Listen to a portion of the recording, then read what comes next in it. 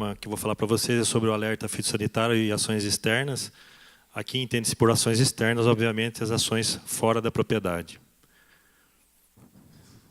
Vamos começar pelo alerta fitossanitário. É um monitoramento de psilídeos por meio de armadilhas adesivas amarelas. É uma parceria entre citricultores e Fundecitros.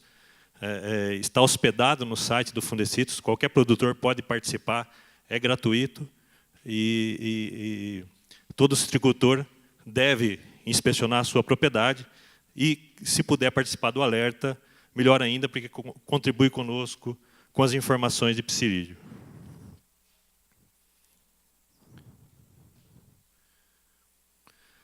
Bom, o monitoramento de psilídeo consiste no monitoramento de adulto, por meio das armadilhas adesivas amarelas, e também o monitoramento de brotos, visto a interação, já muito comentada pelo Silvio, entre o adulto do psilídeo e as brotações. É lá que ele se alimenta, é lá que ele faz a postura dos seus ovos. Então, existe uma interação muito forte entre o adulto do psilídeo e as brotações.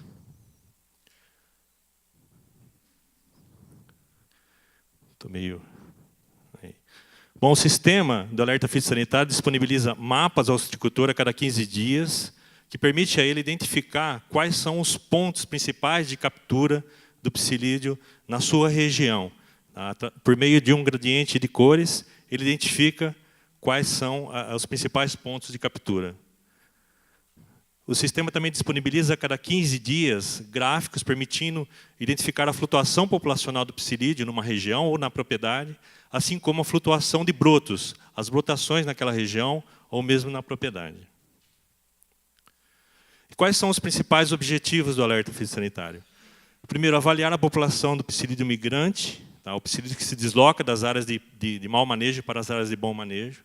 Identificar os pontos de entrada na propriedade, verificar por meio do monitoramento quais são os principais pontos de entrada. Identificar o início do crescimento da população, quando começa o crescimento da população na região ou na propriedade. Identificar as épocas de maior população, quais são os picos populacionais. E realizar o controle regional do psilídeo. O alerta fitossanitário é uma das principais ferramentas para o manejo regional do psilídeo. Para o produtor participar, os procedimentos são uma armadilha, no mínimo a cada 500 metros. A gente sabe que esse número é insuficiente. O ideal é que se instale mais armadilhas num espaço menor, ao redor de 200, 250 metros. A leitura é semanal ou quinzenal. A troca é no máximo a cada 15 dias. E o produtor deve procurar os psilídeos adultos nas armadilhas. Essas são as regiões do alerta fitossanitário. Hoje são 11 regiões no estado de São Paulo. E o nome das regiões possui uma cidade de referência, como Araraquara, por exemplo. Existem duas regiões também no estado do Paraná. Nós temos uma parceria com a Cucamar e eles também realizam um alerta fitossanitário em duas regiões do Paraná. Hoje o alerta monitora ao redor de 260 mil hectares de citros, são 116 milhões de árvores, 28 mil armadilhas inseridas a cada 15 dias no sistema e 1.400 propriedades, participando do sistema de alerta. Hoje ele cobre aproximadamente 65% das áreas de laranja no estado de São Paulo e Triângulo Mineiro. Algumas informações extremamente importantes são retiradas do alerta fitossanitário. Aqui são os estágios vegetativos iniciais, a porcentagem de plantas nos estágios de vegetativos V1, V2 e V3. Nos anos 2016 e 2017. Dá para observar que, em anos diferentes, o fluxo de brotações são diferentes na citricultura. Muito variável em função do clima, mas em 2017, aqui no primeiro plano, dá para observar que nós tivemos mais brotações do que em 2016. E que isso ocorreu principalmente no segundo semestre, que é a época mais favorável, obviamente, para o psilídeo. Quando a gente... Uma coisa também extremamente importante, que o início das brotações começa aqui no mês de maio, junho. Isso varia um pouco de ano para ano, mas, em geral, nesses meses, maio e junho, a gente tem o início das brotações. Outra coisa importante é que as brotações no segundo semestre são muito mais abundantes do que no primeiro semestre. Tá? Isso fica bem nítido também nesse gráfico.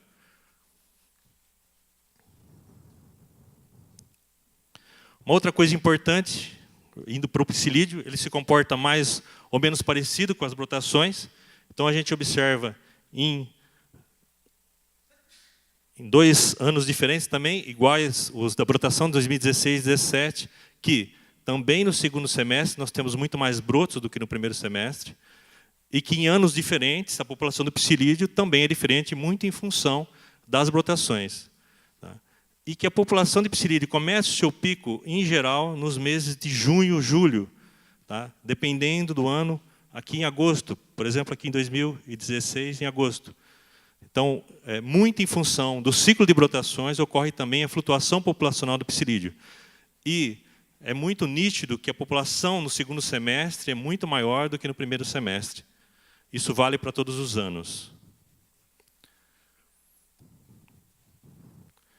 Bom, em relação aos brotos, esses 2 trabalhos de pesquisas, que já foi até abordado pelo Silvio e pelo professor João Lopes, estágios iniciais das brotações são mais favoráveis à reprodução do psilídeo e transmissão da bactéria.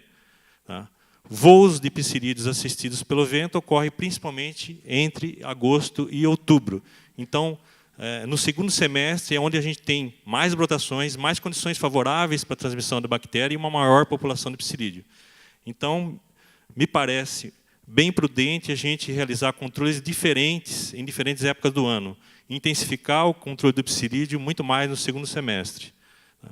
Os nossos alertas fitossanitários vão de encontro a isso.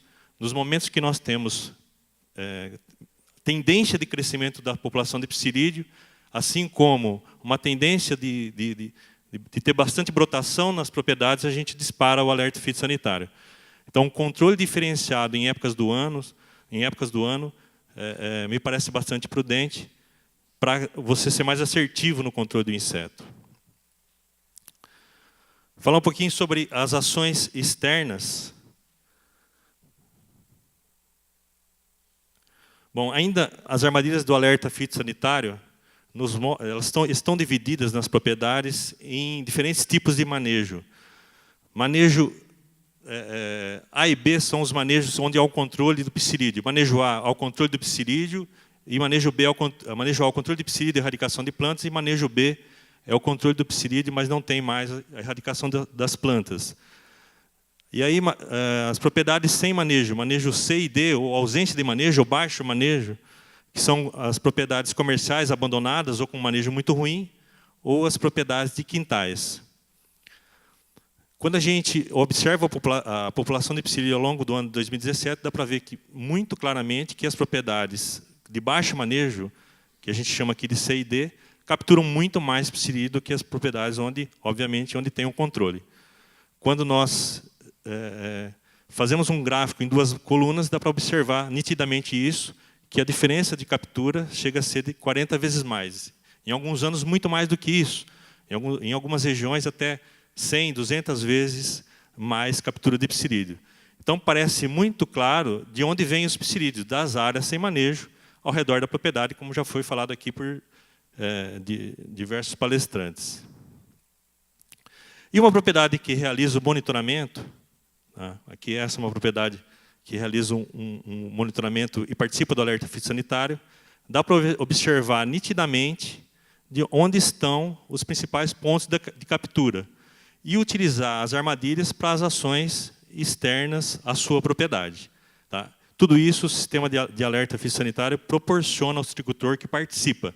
Todos esses gráficos e esse mapa também estão disponíveis para o citricultor que participa do alerta fitossanitário e tem a possibilidade de observar quais são os principais pontos de entrada do psilídeo e se direcionar para as ações externas. Bom, já foi falado por vários palestrantes a respeito da importância dos 10 mandamentos. Todos eles são extremamente fundamentais para conseguir um bom manejo do HLB. Eu vou falar um pouco sobre ser parceiro do seu vizinho.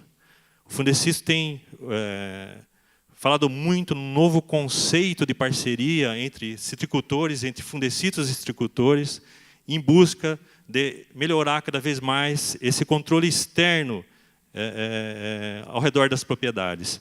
Isso é extremamente importante para conseguir um bom controle do HLB. E visando, obviamente, a substituição de citros e murtas por outras frutíferas e ornamentais e a erradicação de pomares abandonados. Existem regiões onde os produtores estão se unindo e é fácil conseguir ao redor de 80%, 90% das plantas serem erradicadas ou substituídas por outros frutíferos ornamentais. São resultados extremamente interessantes, apenas com negociação. Hoje, praticamente, a gente não tem o apoio do governo. Então, tudo isso que nós estamos estimulando o produtor a fazer é basicamente negociando com seus vizinhos e conseguindo essas ações externas. Nós intensificamos as ações externas a partir de setembro e em pouco tempo nós tivemos resultados muito interessantes na redução das fontes de inóculo. Tá? Nós erradicamos ao redor de 216 mil plantas, juntamente com o citricultor, em áreas abandonadas, 65 mil plantas em quintais, ranchos, condomínios, e foram visitadas 2.400 propriedades. Então, eu penso que essa parceria entre citricultores ela é fundamental para a gente evoluir no controle do greening. Existem regiões que, se pegar aí 8, 9, 10 propriedades, você consegue praticamente eliminar grande parte das fontes de inóculo que estão ao redor dessas propriedades. Partindo diretamente aqui para as ações que a gente tem realizado, aqui é a região de Bariri, no município de Bariri, onde identificamos alguns produtores, pequenos, médios e grandes, que toparam fazer esse trabalho de redução de fontes de inóculo externo, e o trabalho foi extremamente interessante e produtivo. 93% das plantas dessa área foram eliminadas. Como é que é o processo? A gente faz o mapeamento de todas as áreas que têm plantas de citros como fontes de inóculo, estabelece um raio de ação e parte para a erradicação ou substituição das plantas ao redor das propriedades. A negociação é feita levando em consideração a importância da citricultura na região. Muitas das pessoas que estão ao redor dessas propriedades trabalham nas fazendas ao redor. Isso facilita muito o nosso trabalho. Então, é um trabalho que, num primeiro momento, parece muito difícil, mas que é possível de ser feito. O controle externo, esse aqui é um mapa do Estado. Nesse período de setembro de 2017 a abril de 2018, os pontos que foram visitados em todo o Estado de São Paulo, em diversas regiões. Esse é um caso de sucesso de uma propriedade aqui da região central, da região de Araraquara, próximo de Araraquara, que estava numa tendência de crescimento da porcentagem de plantas erradicadas por HLB, aqui na safra 15/16, 1,2%, na safra 16/17, 1,6%. E em 2016 tomou a decisão de, num raio primeiramente de 3 km, e agora já está fazendo de 5 km, de tomar medidas extremas de realmente fazer uma limpeza, uma substituição de todas as plantas, ou de praticamente todas as plantas que estavam ao redor da propriedade. E o resultado foi extremamente interessante. Ela conseguiu baixar para 0,89, agora nessa safra, com fechamento de abril. Quer dizer, é um resultado realmente promissor, que mostra que, se fizer um trabalho muito bem feito ao redor da propriedade, você tem bons resultados. Obviamente que essa propriedade realiza os 10 mandamentos com bastante rigor, mas o diferencial, sem dúvida, foram as ações externas. Bom, o Fundecito desenvolveu um aplicativo, Ações Externas, que gerencia todo esse trabalho. É possível medir tudo isso, tá? As visitas que é realizado ao redor, as erradicações, onde são lançadas as plantas erradicadas, as pulverizações, liberações de tamarix radiatas, quais são as propriedades, as distâncias das fontes de inóculo da propriedade, realizar agendamentos para próximas ações, se caso aquelas plantas não foram erradicadas. Esse aplicativo vai estar disponível para o produtor a partir do início de julho. Qualquer produtor pode baixar e fazer uso desse aplicativo para para gerenciar suas ações externas. Bom, considerações finais.